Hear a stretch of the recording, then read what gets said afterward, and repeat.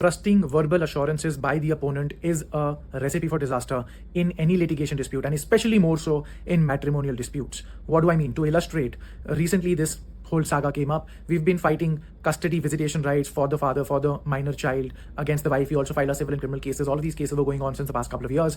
Both parties were very tough on each other. We've not been able to come to any resolution till now. However, recently during compromise discussions, it transpired that the client came up with this apprehension that the wife is planning to take the child outside the country. And once this happens, it becomes very difficult for us to get any sort of visitation rights, especially.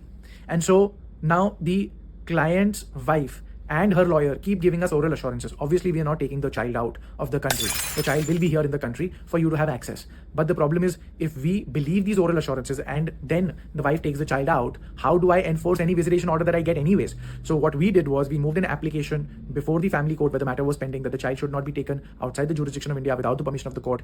There, the wife's lawyer again comes and says, obviously, we are not planning to take the child out of the country.